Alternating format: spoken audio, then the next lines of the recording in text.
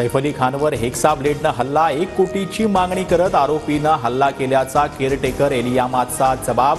हल्लेखोरानं वार करताच झटापटीत केअरटेकरच्या हातावरही जखम.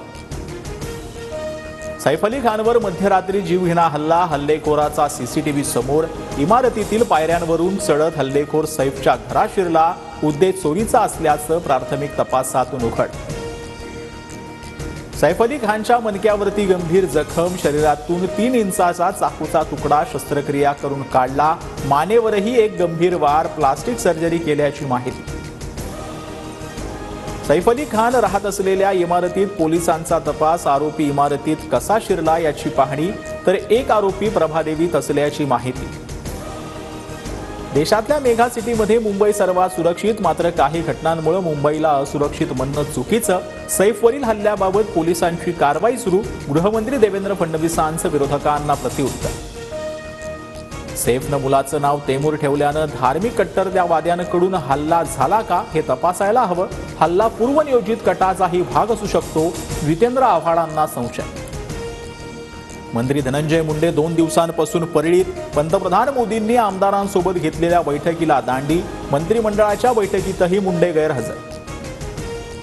वाल्मिक कराडच्या जामिनाला सीआयडीचा विरोध, कराड बाहेर आल्यास पुराव्याची छेडछाड करू शकतो. देशमुख कुटुंबियांवरती दबावही टाकण्याची शक्यता, जामीन अर्ज फेटाळून लावण्याची सीआयडीची मागणी. पुण्यातील उद्घाटन कार्यक्रमात दोन्ही पवार एकत्र, शरद पवारांच्या हस्ते उद्घाटन होत असताना इतर सर्व उपस्थित उभे, मात्र अजितदादा खुर्चीत बसूनच दोघांनी एकामेकांकडे बघणंही टाळलं. मुख्यमंत्री लाडकी बहीण योजनेचा पुढचा हप्ता 26 जानेवारीपूर्वी मिळणार. 3 ते 4 दिवसात लाभार्थी महिलांना लाभ मिळणार. महिला आणि बालकल्याण मंत्री आदिती तटकरेंची माहिती. बुलढाण्यातील केस गळती प्रकरणाची मुख्यमंत्री फडणवीसांकडून दखल, मंत्रिमंडळ बैठकीत सविस्तर चर्चा, त्वरित उपाययोजना करण्याच्या मुख्यमंत्र्यांच्या सूचना. स्थानिक स्वराज्य संस्था निवडणुकांसाठीही महायुती कायम, पुन्हा महाविजय मिळवायचा असल्यास एकजूट महत्वाची. मंत्र्यांनी आठवड्यातून एकदा बाळासाहेब भवनात जनता दरबार घ्यावा, शिंदेंच्या सूचना.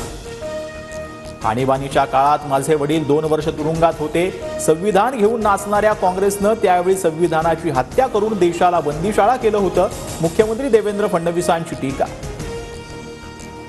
पुण्यातील चाकण शिक्रापूर मार्गावरील अपघाताचा थरार, भरधाव कंटेनरची 20 किलोमीटरपर्यंत अनेक वाहनांना धडक, 4 जखमी. पाठलाग करत चालकाला पकडलं.